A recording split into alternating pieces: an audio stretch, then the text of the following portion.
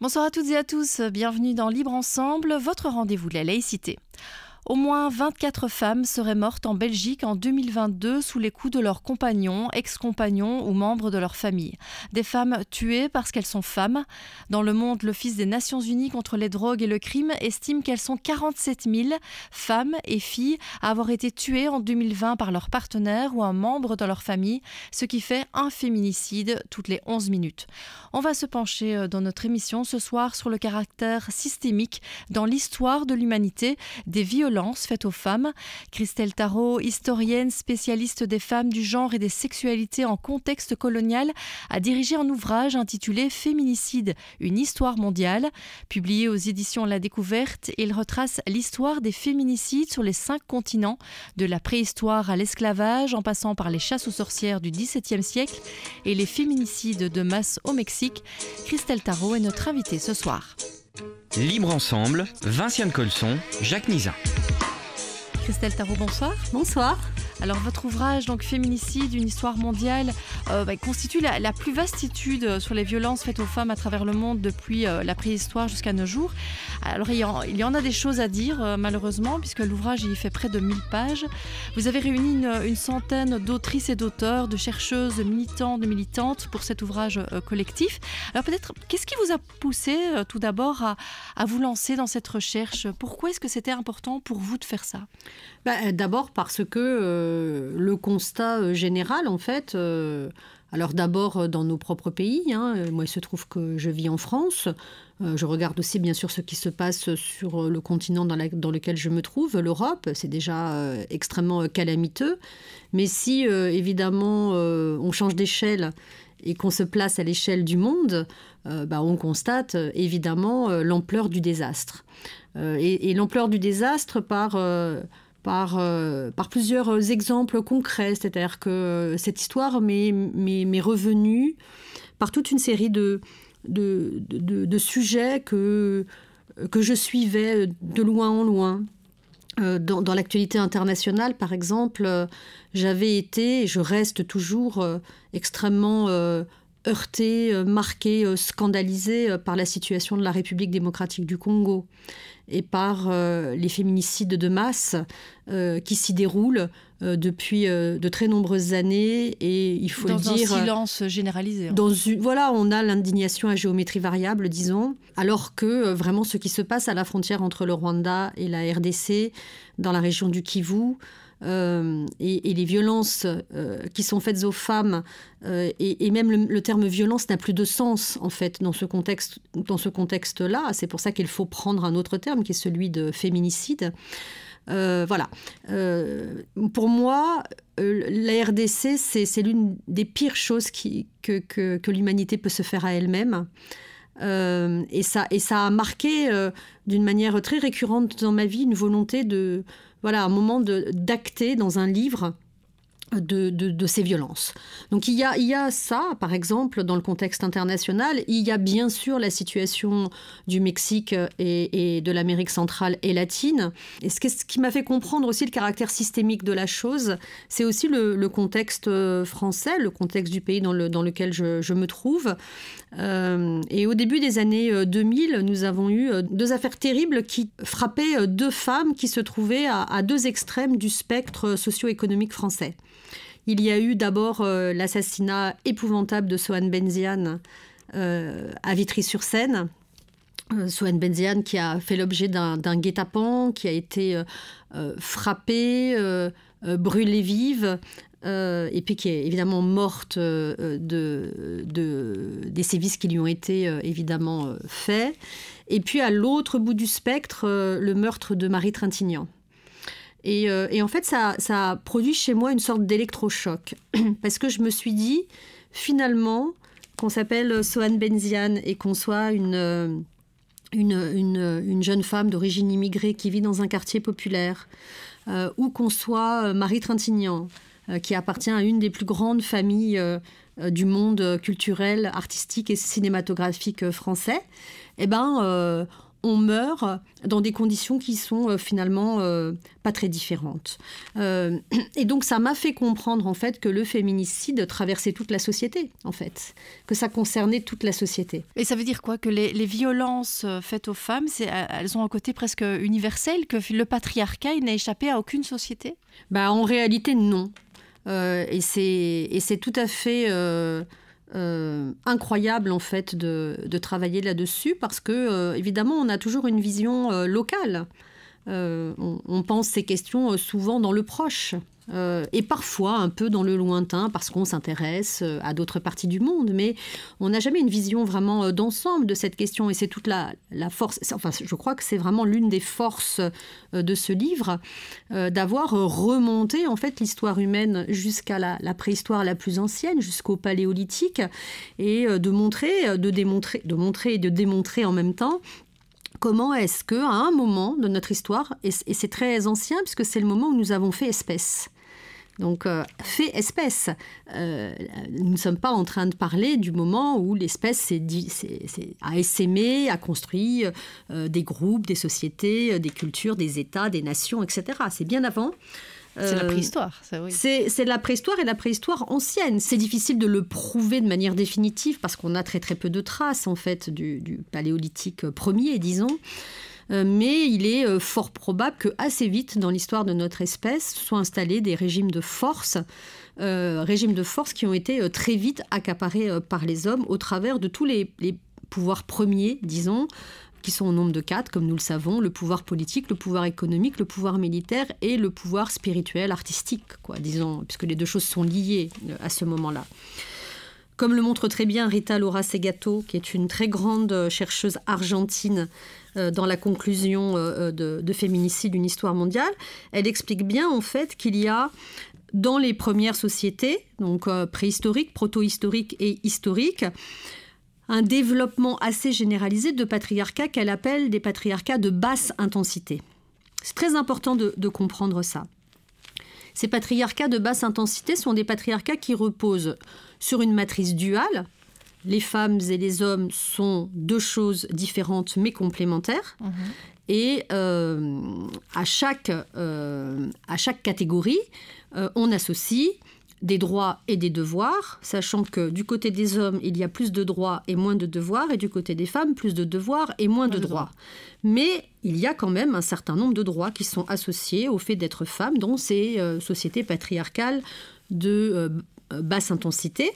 Et si les femmes ne dérogent pas aux règles qui sont établies par les hommes, elles peuvent effectivement faire valoir les droits qui leur sont alloués d'une certaine manière. Et ça marche assez bien finalement tant qu'il n'y a pas trop de concurrence entre patriarcats. Mais à un moment de l'histoire, un patriarcat dans le monde se met à avoir des velléités de contrôle d'espace plus importants, au travers notamment des expériences colonialistes, impérialistes, par exemple, ou capitalistes, puisque les deux choses sont liées.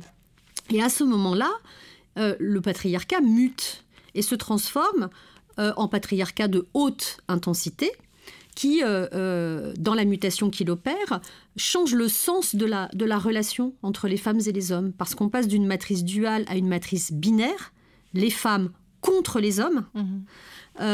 Et on observe en fait dans l'histoire, donc en gros... ça arrive assez tôt.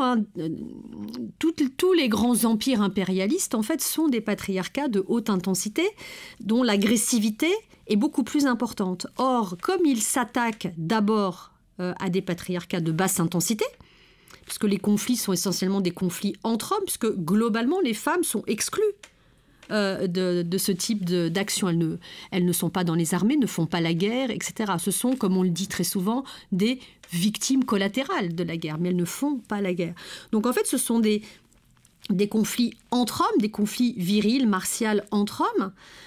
Et lorsqu'un patriarcat de forte intensité agresse des patriarcats de basse intensité et qu'il gagne, ce qui arrive relativement souvent, il se passe une chose assez incroyable, et là pour le coup tout à fait généralisée, c'est que les hommes des patriarcats de basse intensité qui viennent d'être vaincus, pour conserver leur place dans leur propre société, vont se retourner contre les femmes de leur société.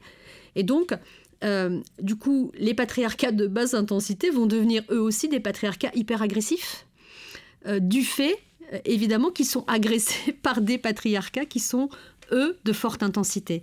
Donc ça, c'est une histoire absolument incroyable, et on peut évidemment l'exemplifier à plein de moments de l'histoire.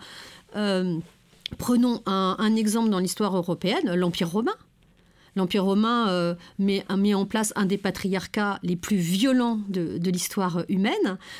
Et bien sûr, comme l'Empire romain constitue évidemment une zone extrêmement importante, il contrôle une zone extrêmement importante, on voit que dans toutes les sociétés en fait, où il s'installe par la force, les relations entre les femmes et les hommes dans ces sociétés s'aggravent. S'aggravent. À cause de ça. À cause du fait que les hommes vaincus, pour garder une sorte de place dans leur propre société, y compris par rapport évidemment à ceux qui sont inférieurs à eux, parce qu'ils ont été vaincus, doivent exercer évidemment un régime coercitif beaucoup plus important. Donc il y a des crispations très fortes, et on retrouve ça dans l'Empire romain, comme on retrouve ça par exemple aujourd'hui en Palestine. Enfin, je veux dire, on a...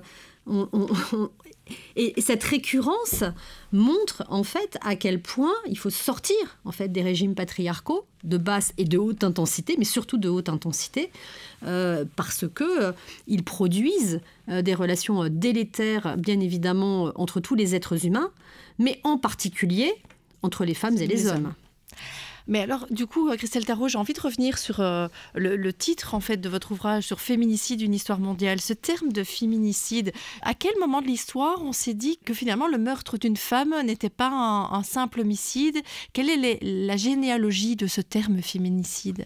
Alors, ceci est très important d'ailleurs, parce que nous, en fait, on emploie souvent le terme féminicide, qui veut dire quelque chose de très particulier, pour le fémicide.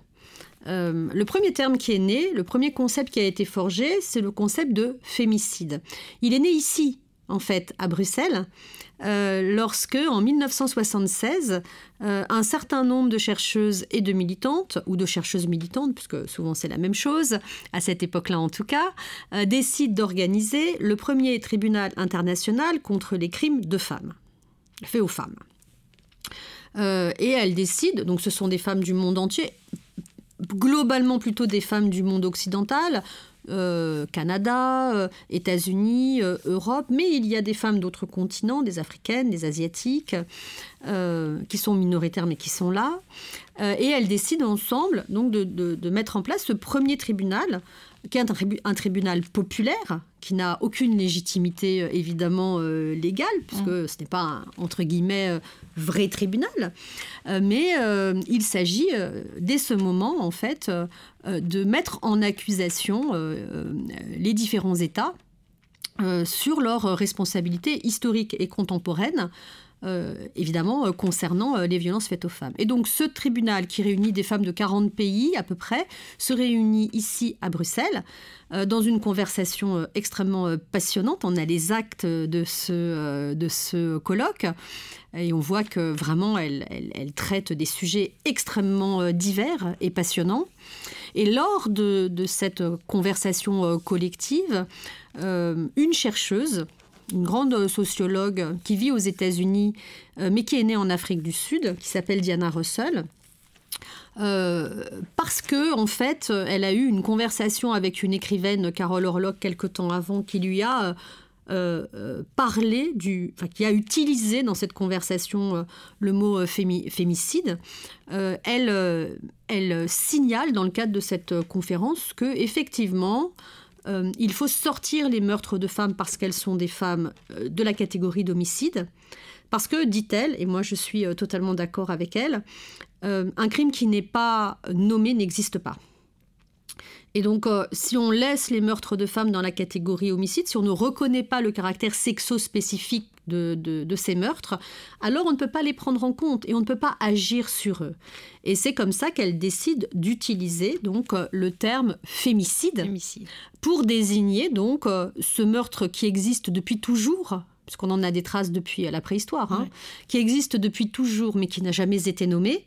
Donc le meurtre d'une femme parce qu'elle est une femme, en général, par un partenaire intime, sachant que dès l'origine, en fait, cette catégorie n'est pas satisfaisante parce que, par exemple, Gian Caputi, qui fait partie aussi de cette conversation et dont j'ai republié et traduit l'un des articles les plus importants, en fait, pour moi, dans l'histoire du féminicide. Elle avait commencé, par exemple, à travailler sur les serial killers aux États-Unis. Et elle avait noté ce que tout le monde sait maintenant, c'est que la grande majorité des serial killers sont des tueurs de femmes, des tueurs de masse de femmes. Donc, par exemple, et ça, c'est des féminicides. Parce que quand Ted Bundy tue des femmes, il tue des femmes parce qu'elles sont des femmes. Quand Jack l'Éventreur tue des femmes, il tue des femmes parce qu'elles sont des femmes. Donc c'est des féminicides. Et c'est évidemment pas du tout pris en compte. Mais alors du coup, quelle est la différence entre le fémicide et le féminicide d'aujourd'hui ? Qu'est-ce qu'on apporte de plus avec cette notion de féminicide ? Comment on en est arrivé avec ce terme de féminicide ? Alors le féminicide, ce n'est pas évidemment autre chose totalement. Mais ça s'inscrit dans un autre contexte. Alors, pendant à peu près 20 ans, un peu moins de 20 ans, 15 ans, beaucoup de gens travaillent avec le concept de fémicide qui se répand. Et puis, l'histoire nous percute d'une manière extrêmement violente. Au début des années 90, dans une autre partie du monde, sur le continent américain, en Amérique centrale, et plus particulièrement encore dans un pays, le Mexique, on commence en fait sur l'ensemble de la frontière entre le Mexique et les États-Unis, qui se trouve être une des zones les plus violentes du monde, en particulier parce que s'y trouve un des capitalismes les plus agressifs de la planète. Et sur l'ensemble de la zone frontalière se sont installées des usines de sous-traitance dans lesquelles travaillent souvent des femmes ou des jeunes femmes, parce que ce sont des usines de pièces détachées, de petites pièces. Et depuis le début de l'histoire industrielle dans le monde, quand il y a des petites choses à faire, on dit souvent qu'il faut des petites mains. Et donc les petites mains, dans toutes les professions, ce sont les femmes, évidemment. Donc on a beaucoup de femmes pauvres, de femmes issues des minorités qui se trouvent sur cette frontière qui est ultra dangereuse parce que non seulement il y a cette violence capitalistique, mais c'est aussi le lieu, évidemment, le terrain de jeu des cartels de la drogue, sur fond de guerre contre le terrorisme. Donc c'est une zone, on le sait, extrêmement violente. Et au début des années 90, dans plusieurs endroits différents de cette zone, on commence à voir disparaître, enfin, des femmes disparaissent. Et au départ, évidemment, on ne comprend pas de quoi il est question, parce qu'une femme disparaît dans une famille d'un endroit, puis dans une autre d'un autre endroit, etc. Mais à un moment, les journalistes commencent à trouver que ça fait beaucoup de monde, et les familles aussi.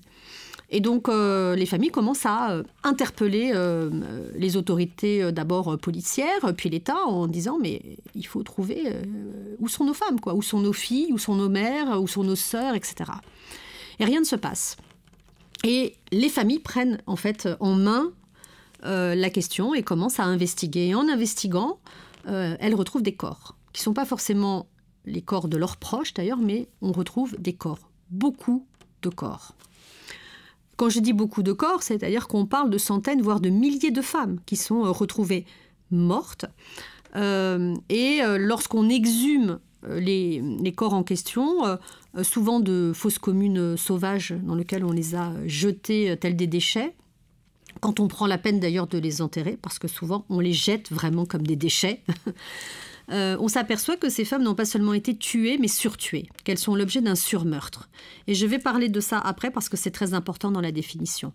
Et la société mexicaine est tellement choquée, éberluée, sidérée, en fait, de ce qui est en train de se passer, que dans une conversation collective, là encore, une chercheuse, une anthropologue mexicaine, qui est aussi une très grande femme politique, qui s'appelle Marcela Lagarde de los Ríos, décide de forger un nouveau concept. Parce qu'elle dit, le concept qui a été créé, forgé par Diana Russell à Bruxelles en 1976, n'est pas valide, en fait, pour la situation de Ciudad Juárez, en particulier de Ciudad Juárez.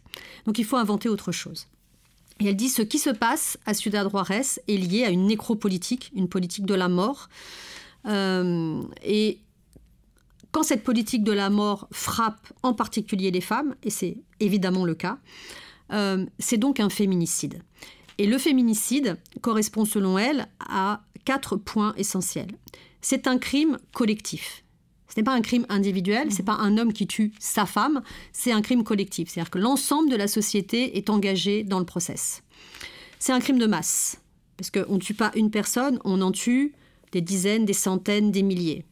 C'est un crime étatique, parce qu'il y a collusion entre l'État, des institutions de l'État, des membres de l'État qui participent activement à la chose. Et enfin, c'est un crime à tendance génocidaire, parce que il ne s'agit pas seulement de tuer un corps physique, ça c'est le meurtre, il s'agit de s'attaquer à une identité, à un univers, et voire même aux femmes en tant que peuple.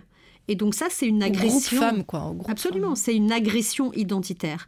Parce que, vous voyez, quand vous voulez tuer quelqu'un, il suffit que vous l'étrangliez, il suffit que vous l'étouffiez, etc.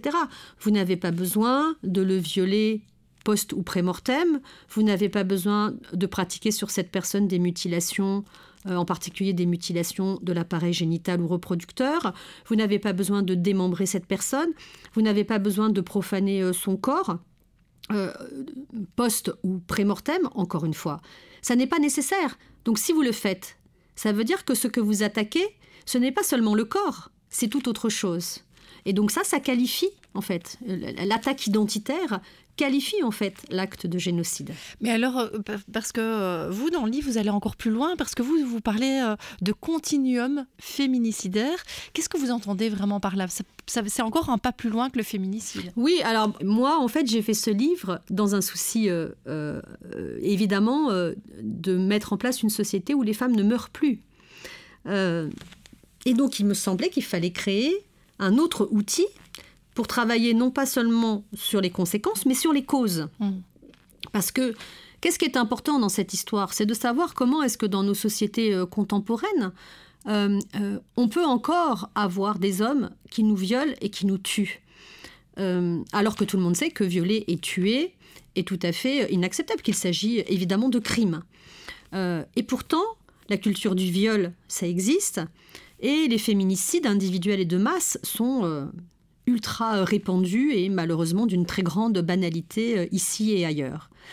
Donc, en travaillant évidemment pour ce livre, je me suis dit, ce qui serait intéressant, c'est de forger un outil qui nous permette de comprendre qu'est-ce qui crée le violeur, le père incestueux, le meurtrier, etc. etc.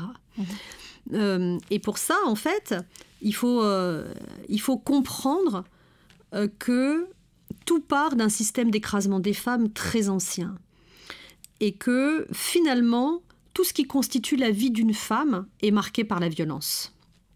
Et donc le continuum féminicidaire, il a pour vocation à éclairer de la naissance à la mort toutes les violences que les femmes peuvent rencontrer. Évidemment, je ne veux pas dire par là que toutes les femmes rencontrent tout le spectre du continuum féminicidaire, parce que ce serait tout à fait catastrophique. Mais les femmes rencontrent une part non négligeable en fait, de ce qui constitue ce continuum féminicidaire. Alors, pour expliquer un peu qu'est-ce que c'est, le continuum féminicidaire, ça commence avec l'éducation différenciée, par exemple. Ça fait partie du continuum féminicidaire. Évidemment, toutes les violences sexuelles, tous les crimes sexuels, les inégalités économiques, les coercitions politiques, l'empêchement des femmes à voter, à représenter la nation. Et ça va jusqu'aux choses qui nous paraissent tellement évidentes que nous ne les discutons pas, les diktats de beauté, et puis tout ce qui relève du symbolique et de l'épistémique. Par exemple, la langue, l'histoire. Moi, je parle beaucoup de féminicide historiographique, peut-être aussi parce que je suis historienne. Mais pas seulement. C'est-à-dire que pendant toute ma scolarité, j'ai cherché les femmes. J'ai dit, mais comment ? Elles ont disparu des livres d'histoire. Elles n'ont pas disparu, elles n'ont jamais été dans les livres d'histoire, et c'est bien le problème. Or, aujourd'hui, quand on travaille sur cette question, on se rend compte que des femmes, il y en a eu partout. Et que simplement, à un moment, quand on fait le récit de l'histoire, on décide de qui est important et de qui ne l'est pas. Et comme par hasard, comme l'histoire est faite par les hommes, jusqu'à une date récente, eh bien, ce sont les hommes qu'ils jugent importants à intégrer dans le récit national ou planétaire. Donc le continuum féminicidaire permet d'éclairer tout ça dans une dynamique. Et ce que je dis, c'est que je ne veux pas hiérarchiser les violences. Moi, je les liste, mais je ne les hiérarchise pas. Pourquoi ? Parce que chaque personne, faire une hiérarchie, c'est déjà imposer un ordre. C'est-à-dire faire corps avec les valeurs de la masculinité hégémonique, en fait. Donc, chaque personne construit dans sa généalogie ce qui est pour lui la plus grande violence ou pas. Ce n'est pas à moi de décider pour quelqu'un ce qui est dans la biographie de cette personne, la plus grande violence vécue d'une certaine manière. Mais ce que j'observe, c'est que le continuum féminicidaire, c'est une dynamique et que peu de femmes, si ce n'est aucune, n'y échappent. On a évidemment des expériences quasi universelles, par exemple le harcèlement de rue, sauf évidemment quand il nous est totalement interdit de sortir, oui. Et ça aussi, ça participe du continuum féminicidaire. Mais sinon, à chaque fois qu'une femme sort dans l'espace public, elle le sait de manière extrêmement puissante, qu'elle peut malheureusement subir une forme de harcèlement qui est, je dois dire, insupportable. On a parlé beaucoup de l'importance des mots, de l'importance des termes, des définitions aussi de ces termes. Ici en Belgique, le gouvernement fédéral a adopté en octobre dernier un projet de loi qui définit vraiment officiellement la notion de féminicide et qui vise à doter la Belgique d'un ensemble d'instruments de protection des victimes de féminicide, ou en tout cas qui veut aussi éviter les féminicides. Qu'est-ce que ça pourrait changer selon vous, le fait d'adopter vraiment ce terme de féminicide ? Est-ce que ça pourrait changer quelque chose ? Moi, je crois que c'est très important parce qu'il s'agit d'un symbole fort. Évidemment, on nous réplique, on nous répond quand on dit que c'est important que ce mot soit dans la loi. On nous réplique, je parle là du contexte français qui est le mien, on nous dit mais nous avons déjà tout l'arsenal juridique pour condamner en fait ces féminicidaires, ces hommes qui ont commis un féminicide, puisqu'il y a par exemple dans le droit pénal français une circonstance aggravante du fait du genre, etc. Alors je réponds, puisqu'il y a déjà cette circonstance aggravante, pourquoi ne pas dire féminicide ? Ça ira plus vite, ça sera plus clair, et puis ça enverra un signe fort, c'est-à-dire que nos institutions prennent au sérieux en fait cette pandémie de féminicide à l'échelle européenne mais aussi mondiale, parce que c'est une pandémie incontestablement. Donc c'est très important selon moi que le mot y soit. C'est très important en fait de mettre en place des politiques de ce type. Mais j'insiste aussi sur le fait qu'on ne résoudra pas le problème seulement par la répression. Quand un homme tue son épouse ou son ex-compagne, c'est bien normal qu'il soit jugé et qu'il aille en prison. Évidemment. Mais, encore une fois, ce qui est important, c'est de savoir comment est-ce qu'on peut construire une société où les hommes ne tueront plus des femmes parce qu'elles sont des femmes, parce qu'on aura impulsé une autre dynamique. Et ça, c'est un autre travail. Et ça nécessite évidemment non pas seulement que l'État s'en mêle, bien sûr l'État doit s'en mêler, mais que l'État s'en mêle, mais que l'ensemble de la société prenne conscience de cela. Et on peut imaginer que pour beaucoup d'entre nous, c'est déjà trop tard, parce que nous sommes tellement en fait forgés par la masculinité hégémonique, par ses valeurs, par cette société patriarcale dans laquelle nous avons vécu, nous sommes nés, nous avons vécu, nous avons grandi. Mais il y a un énorme travail à faire, bien sûr, vers les jeunes générations. Et moi, je crois qu'il faut prendre le problème très tôt, puisque nous savons que dès 18 mois, en fait, les enfants prennent conscience du fait qu'ils ont un sexe, et qu'à ce sexe sont liées des attributions différentes, des droits et des devoirs différents. Donc c'est à partir de ce moment qu'il faut œuvrer. Et donc ça nécessite bien sûr que toutes les structures éducatives, individuelles et collectives, prennent conscience de ça. Et là, c'est un autre projet, évidemment. Et ça permet de former de nouvelles générations sur d'autres bases que celles que nous avons, nous, appris dans nos familles, à l'école et de manière générale dans toutes nos interactions sociales. Toute la société, en fait, est une société construite sur la banalité des violences faites aux femmes. Vous ouvrez un livre, vous vous rendez compte que la violence faite aux femmes est structurelle. Vous allez voir un film, vous vous rendez compte que la violence faite aux femmes est structurelle. Vous marchez dans une rue, vous vous rendez compte que la violence faite aux femmes est structurelle. Quand vous prenez une rue ou quand vous marchez dans une avenue d'une ville, par exemple européenne, Bruxelles ou Paris, vous vous rendez compte que 90% de l'espace est trusté par les hommes, que 80% des subventions publiques sont dirigées vers des espaces qui vont être utilisés par les hommes, que vous avez 5%, en France en tout cas, des noms de rues, d'avenues, de places, de stations de métro, de stations de bus qui portent le nom de femmes, etc., etc. Donc en fait, on est confronté à une telle banalité des violences faites aux femmes. Et parce que les violences faites aux femmes sont banalisées, et parfois, malheureusement, par les femmes elles-mêmes, on est dans des régimes d'impunité qui vont avec. Parce que quand quelque chose est banalisé, c'est que c'est une chose considérée comme peu importante. Et parce que c'est considéré comme peu importante, c'est peu puni. Et ça explique aussi pourquoi la grande majorité des agresseurs, quand on les met face à leur agression, ne la comprennent même pas. Ils disent « mais je n'ai rien fait de mal ».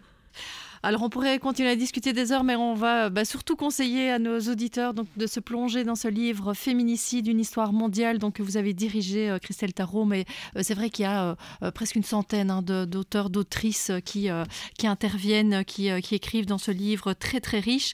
Donc un livre publié aux éditions La Découverte. Merci beaucoup Christelle Tarot. Merci à vous de nous avoir suivis et une belle soirée à tous.